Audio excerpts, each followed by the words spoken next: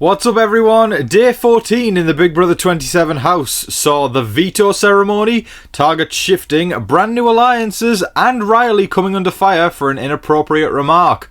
We've got so much to talk about, so welcome to your live feed update. Right before we get started, if you are new around here, make sure you hit the subscribe button. I'm here every single day giving you all the information that you need to know about what's going on in that Big Brother house. Because I'll tell you what folks, you go and make a coffee, or you go out for half an hour, you come back and you go, what happened? Listen, Tom's going to tell you. As long as you hit that subscribe button folks, you can stay up to date with all the strategies, the alliances, the votes, you name it. I got you back. So hit the subscribe button, and also one more thing, it takes all of 0.2 seconds just to click that little like button down there, just like that. Really helps me out more than you even know with the YouTube algorithm. As a smaller content creator, it just pushes my videos to more people, and that just means the world to me. So there's two things there folks, subscribe, like, let's get to the update.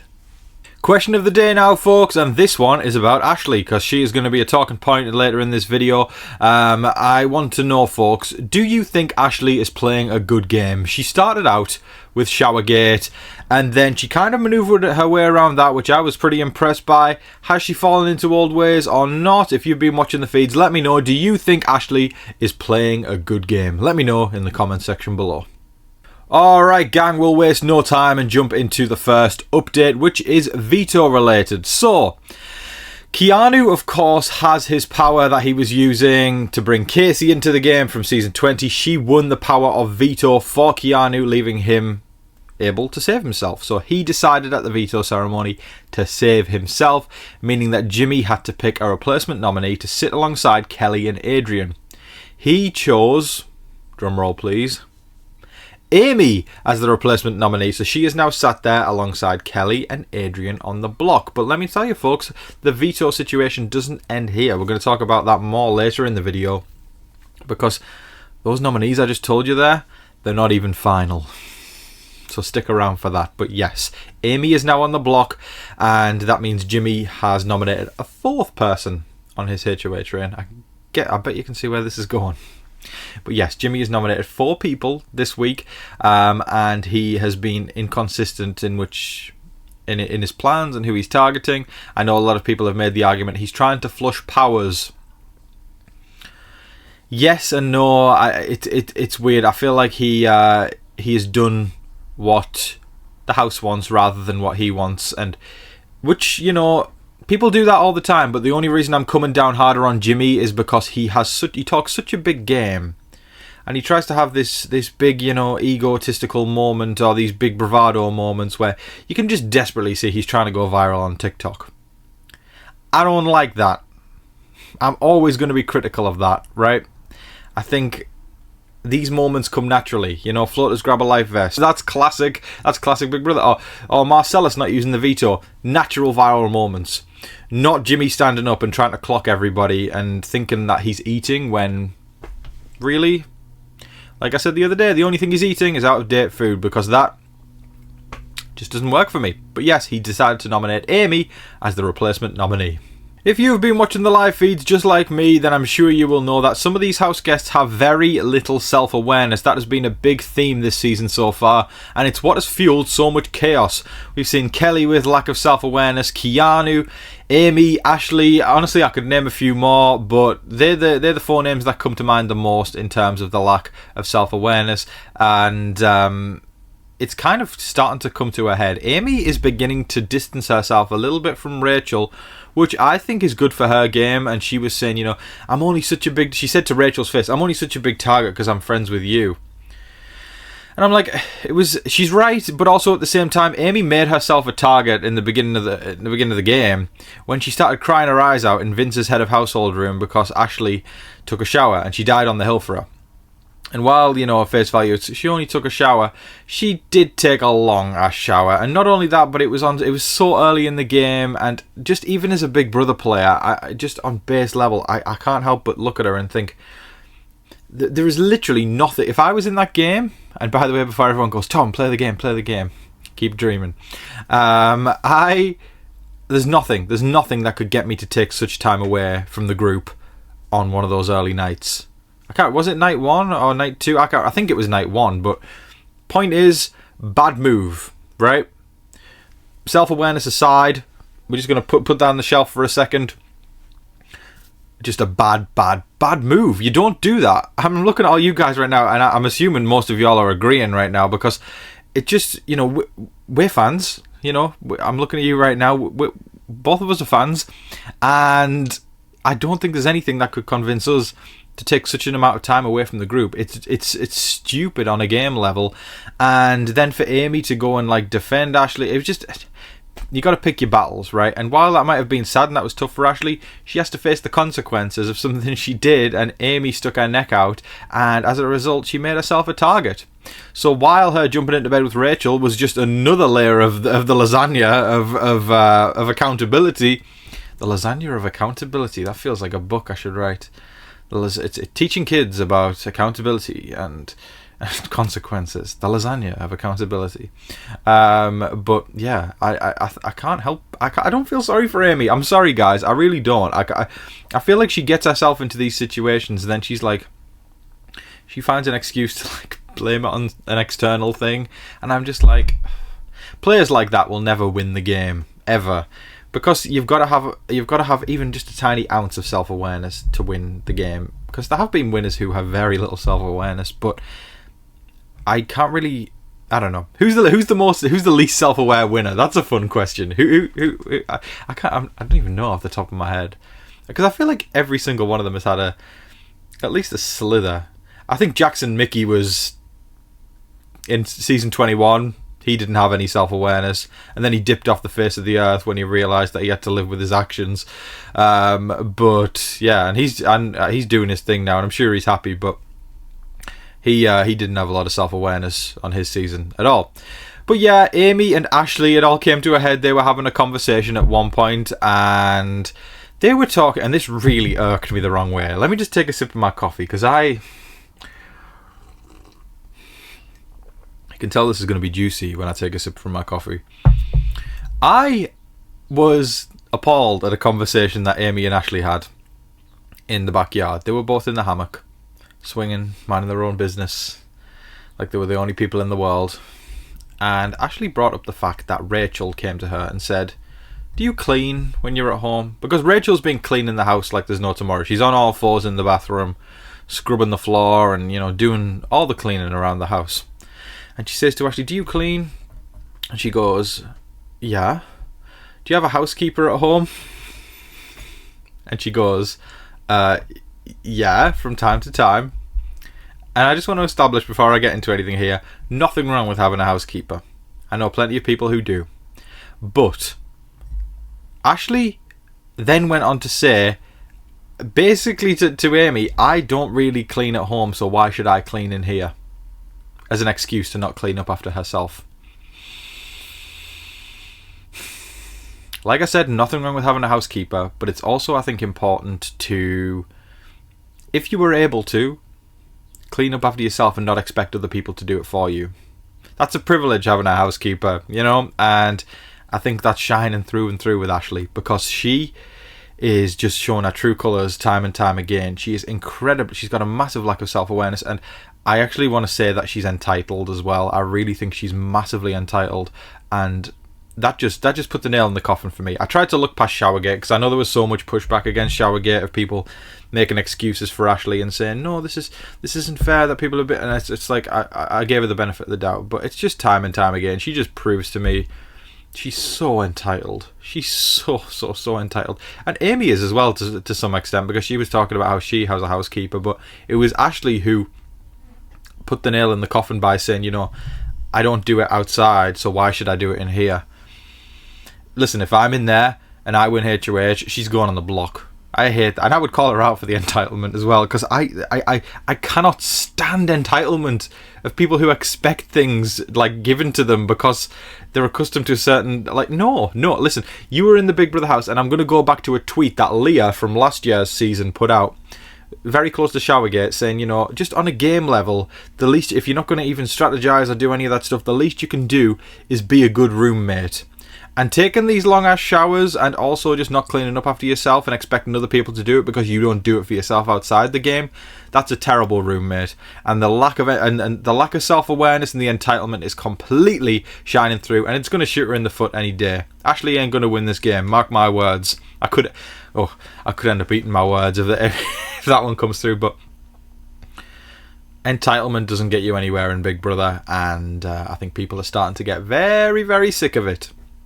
Exciting news! I've got a brand new Patreon, folks, and you can become a patron on TV Talks with Tom. By clicking the link in the description below, you will be directed to 3 different tiers. We've got Power of Veto, Head of Household, and Blindside Butterbeans. Each tier has their own perks, and you can join the Discord on every single one of those perks. We've got such a lovely community of people who talk about the feeds all day long, and people who love the game. We talk about our old favourite seasons, and just general chat. You know, you can make friends in there, and with the feeds taking away the chat feature this year, you know, now's the option, folks, to come on in and join the wonderful community we're building. Also, this week I will be going back to Big Brother 2, starting a brand new patron-only series where we watch the game from the start. That's right, going back all the way to the beginning with Monica and Bunky and Dr. Will and Nicole and Hardy and all those wonderful characters that created this game. So if you want in on that action, make sure you join the Patreon by clicking the link in the description below. We've talked all week long about Kelly's power. She has the power to play in a solo veto competition, to which if she passes, she will win a second power of veto, leaving 2 vetoes in play this week. And before she decided to cash in on the power, because she did, I'm not going to tell you all the results until the next segment, but she did, there was talk of who would be the renom. We've got house guests pushing all over the gaff as to who they want to go on the block. Morgan is gaming hard. I love Morgan. I feel like this is becoming a segment every single day where I talk about how much I love her. But she was pushing for a Rylie renom. And then we've got Keanu pushing for a Rachel renom. And I'll tell you what, I like people who game, because it doesn't matter who you're pushing. I don't really care. But I like people who are actively gaming, because there's so many people who sit back and go, la-di-da-di-da, da-da-da-da, and just let the world float on by, and, you know, let the housekeeper do all the work because you don't have to do it yourself. And but yeah, I like people who actively try, you know, which is crazy because the bar was really in hell for Big Brother for a few years because people would just not game and just do what the HOH wants. But I'm always going to like those people who go against the beaten path and actually try and carve out their destiny in the game, right? Not people who are like, we'll get him out next week. Morgan wants Rylie out now, so she's trying to do that now. Keanu wants Rachel out right now, so he's trying to do that now. Godspeed to them, honestly, for doing that. I'm just beyond... Like, listen, Morgan's definitely got more sway than Keanu does, but Keanu's got nothing to lose and he's swinging at the fences, and for that I applaud him. I've seen a lot... I could criticise Keanu all day, and I have criticised his game and how, again, he does have a massive lack of self-awareness, and he's very condescending when he talks to people, but he's trying to game, and that goes a long way for me.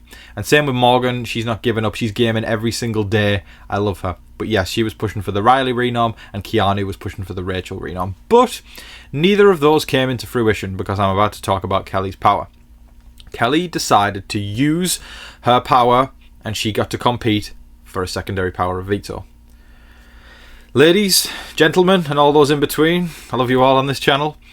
Everyone's welcome here. I can officially announce that Kelly won the power of veto, and she has removed herself from the block. Jimmy had to replace the nominee with the 5th nomination of his head of household reign. He has nominated a third of the house.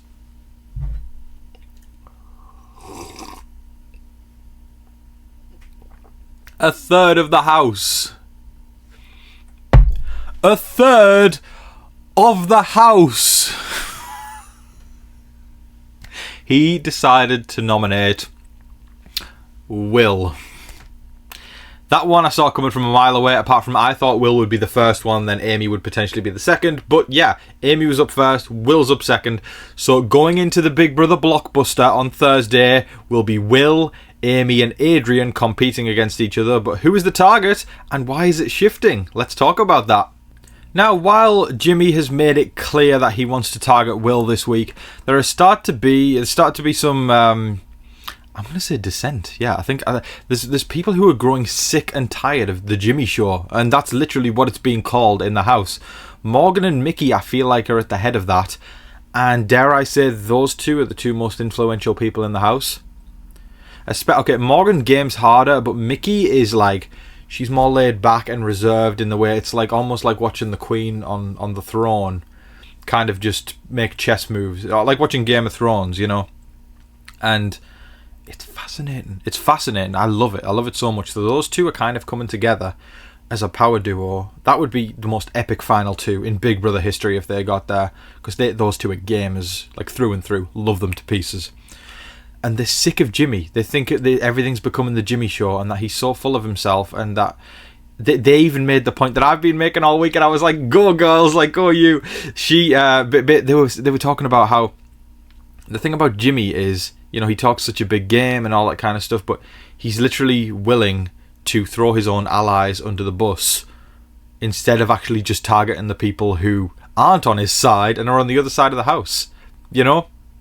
And that's basically what I've been saying about Jimmy all week. He talks such a big game about how he wants to take these big targets out, and then he ends up just cowarding out and putting his own allies on the block, or people that he works with or that he's in good with, because it's to flush out the powers. Yeah, whatever. You just haven't got a backbone, my friend. That's exactly what that is. It's spineless, it's cowardly, and Mickey and Morgan see right through it. That's because they're good players. They are really good players. So they have already started the sentiment that if Adrian doesn't win the BB Blockbuster on Thursday night, he should start to be worried. That's all we've got there so far in terms of the vote shift, but let's put a pin in that, because that could spiral into something much bigger over the next few days. Rylie came under fire. He was in conversation and talking about who he was going to target if he wins head of household, and he used some he used an inappropriate remark in regard to talking about another house guest. He said, "If I win HOH, that bitch is going on the block." Both of them, regarding Morgan and Mickey. Now, the reason I bring that one up is because he's came under fire a lot for that, and it's kind of it's unprovoked. You know what I mean? I don't think there was any reason for him to say that. And before people start coming in going, "This show's gotten so woke," and it's like, oh God, just take a chill pill, take your meds. Have you forgotten your meds today? Have we forgotten empathy more so? 'Cause that seems to be what it is, and I'm just kind of. It's disappointing, because I know for a fact if Rylie was going to put one of the big guys on the block like Zach, or I don't even Will for that matter, you know, just any of the guys, there's no way he would have turned around and said, "I'm putting that bitch on the block." It's just it comes across as a little sexist, or a lot sexist. I didn't like it. Again, before people get all, "Oh Tom, you're being so soft," and I'm like, no. I'm just an empath. That's all that is. I'm not trying to cancel anyone. I'm not trying to shun anyone. It was just disappointing behaviour, and my response has been pretty tame. You know, all over online, people aren't liking Rylie for that one, and that's why I kind of had to bring that one to the forefront today, so everybody knows what's going on. In case you were wondering about any kind of anti-Rylie sentiment or any of that kind of stuff, I've not really been sold on Rylie throughout this entire game. He kind of is a bit of a nothing sandwich for me. There's one thing I did like about Rylie when he went into to do his vote last week on the eviction. He didn't give a shout out, which I love, because it's so annoying when they're going, "Hi, I vote to evict you. Hi, Mum. Hi, Pa. Hi, Grandpa. And the dog's back home." Shut up. Shut up. Rylie didn't say anything. He went in to do his vote and then he walked out. But it's just a shame that he talked about Mickey and Morgan that way. And there was literally no reason for him to do it like that. You know, it just wasn't cool. And yeah, very disappointing from Rylie. A brand new duo alliance has formed between Ava and Lauren, and they have titled themselves The Bond Girls. Dun, dun, dun. I love that. That's so much fun. It also coming from Britain. Any James Bond reference. Come on. I like that a lot. And I like Ava. I like Lauren. Both of them are playing very, very low. I've seen Lauren come under a little bit of scrutiny from some of the other house guests, and I can't remember who it was who said it, because I didn't make the note at the time, but I remember it sticking in my head was somebody said, the thing about Lauren is that, like, because she keeps that card so close to her chest, somebody who doesn't talk about that, or somebody who doesn't have an opinion, is more dangerous than someone who does. And I thought that was some great insight into Lauren's game. So she needs to actually start, I think, opening up a bit more, because this cards close to your chest thing only works for a certain amount of time. Whereas Ava, I feel like, has been more free and fluent in her opinions. So as a result, people feel safer around Ava. But Lauren, she needs to start to spill some beans a bit more. Otherwise, I don't know, it could damage her game for the worse. But yeah, the heavy hitters are planning on getting together today to discuss the vote. But again, there's so many cracks in that alliance. Rylie and Morgan are literally in there together, plus Rachel, and it's a combo of people who are going to crack before we know it, and more chaos will ensue. So over the next couple of days, keep an eye out for who the vote is going to be, and I would imagine the majority of Tuesday and Wednesday are going to be filled with exactly that. That is all of your live feed updates for today, folks. I thoroughly hope you all enjoyed it. I said I was going to roll over the super thanks to today, but instead I've got a little bit of a different segment to finish the video with. I have told you all about how I opened a P.O. box for the first time this year, and we officially have our first lot of mail to open, so I figured we'd do a mail day segment, and then we'll just do super thanks tomorrow instead. First of all, I just want to thank all the wonderful people who've sent out mail. First of all, I'm going to go through, because I've got my scissors here, my little kiddie scissors. It literally says for kids right there. It's the only ones I could find for kids. But I'm not a kid, but I can just about fit my fingers in there. I'm going to open the first package. This is so exciting. This is something I've wanted to do forever. But this one, I believe, came with a postcard, so we're going to read the postcard first. We've got this amazing, lovely thing of Disney on there, which I adore. By the way, what I'm thinking of doing, just to get people excited about this, I'm going to do a postcard wall. I think I'm going to do that. So if any of you guys want to start sending in postcards and you want to help out beef this wall, and we can get postcards from all over the country, all around the world, if you're watching from Canada or the UK or Australia, because I know I've got people who view my channel from all sorts of different countries, send in a postcard, folks, and we'll put it on the postcard wall to build it up. That would be so much fun. But first of all, I want to read this. And I love Disney. I love Disneyland. This is so cool. Look at that, folks. Look how beautiful that picture is. I love it so much. So this one is from Mama. Mama, I know you said you were going to send one in the live last week, so thank you so much. Honestly, you've touched my heart so much with this one. I'm going to read it out. So Mama says, "Hi Tom, I'm watching your live YouTube chat, and you mentioned your P.O. box, so I thought I'd jot a note in postcard format." I'm so glad you did.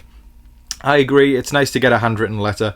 Email is overrated. Hell yeah, it is. See, I'm with Mama there. It's just, there's something nice, isn't there, about a handwritten card or a handwritten letter. Like, I love that. I love that stuff so much. It's a lost art. That's kind of how I see it. I actually handwrite a postcard every day to a friend who is autistic. I've been doing that a long time. Today was his 2,770th consecutive day to get one. Wow, you're a good friend. You're a good friend. That's amazing. He loves them. Well, I love this one too. I'm really enjoying your Big Brother insights. I've been a fan since day one, and it's so nice to hear a fresh take. Thanks for putting yourself out there, and hi Sam. Oh, that's so sweet, Mama. That's going to go right on that wall up there. You're the first person to ever send me a postcard in the P.O. box, and I'm just so freaking grateful. That just warmed my heart so much. Thank you so much. That's going to go on the wall next time you see this video. Thank you so much, Mama. But I believe it came with this little package here, so we're going to open this up and see what's inside. This is such a fun segment. I love this. See if these kiddie scissors work. I think I just need to get in there with my fingers, actually. That's what she said. Oh, he said. This is so exciting. I feel like it's Christmas Day. Oh, you wrote another postcard on here. That's so sweet. Let's read this out. Again, another beautiful postcard. I'm kind of obsessed. I believe that's in Disney as well, right? That's so cool. Look at this, folks. These are going to look amazing up there. I can't wait. Send in your postcards, folks. We really need to build out this wall. I can't wait for that. And again, another beautifully handwritten note. I love your handwriting. It's really lovely. And this one says, "Tom and Sam, as promised, here is your caramel apple peanut brittle. When you were live on YouTube, I also heard you say that you like spicy, so I'm also sending you some jalapeno brittle." Oh, that sounds so good. I know it sounds weird, but try it. I certainly will. I certainly will try it. It's my favourite so far. I've also made coconut grape. Wow, okay. To reassemble peanut butter jelly. That sounds amazing. And fruit salad. Almost forgot watermelon also. Wow. You're talented. The peanut brittle recipe was handed down from my dad, who always made it at holiday time. That's so sweet. Oh my god, that's so sweet. Once you open it, put it in a Ziploc bag or an airtight container at room temperature. I was going to box it up and protect it from breaking, but what's the point when you're going to break it up anyway? That's a great point with brittle. I hope you two enjoy it. If not, don't tell me. Lol. Be well, Marty or Mama. Mama, thank you so much. Oh, you've just made my day. Seriously, we're going to love that. I can't wait to tuck into that. I'm going to open that up right now. Mama, this is incredible. I can't wait to try it. Oh my god, this looks amazing. Thank you so much, Mama. You are the freaking best. Those postcards will be on the wall next time, and I'm going to tell you how much I loved it, because I know I'm going to love it. I love brittle. And if I don't like it, I won't tell you, just as requested. But I know I'm going to like it, so what's the point? Thank you so much, Marty. I appreciate you. Can't wait to put those postcards on the wall. We've got one more package to open, so let's get to that, folks. Alright, let's see if I can get this open. There we go. Whoa, we got some coffee. Skipper's Remedy. Thank you so much to whoever sent that. Is there a note in there? Who sent it? I don't think there is. Oh my god, well thank you so much. That sounds amazing. It's ground coffee, and you'll know how much I need my coffee to get through a season, so sending me coffee is just so freaking sweet. That's so wonderful. Come to think of it, I remember somebody in my comment section talking about sending me coffee, and I believe his name was Frank. Tell me if I'm wrong. I could be wrong, because there isn't a note here, but I just want to thank them so much. Thank you so much for sending me this. I will 100% be brewing this soon, and I can't wait. It will go perfectly in this mug and fuel me to do my live feed updates. My heart is so full right now for the first ever mail segment that we've done on the show. If you guys want to send some mail in as well, you can find the address in the description if you want to send a postcard. Let's beef out the postcard wall. Let's do that, folks. Thank you so much, everybody, for watching. I hope that you're all staying safe, staying positive, and staying healthy out there. And remember to be kind to one another. But in the meantime, please don't forget to like, share, comment, subscribe, do all of that wonderful stuff. But until your next live feed update, I've been your host, Tom Vasey. Good night.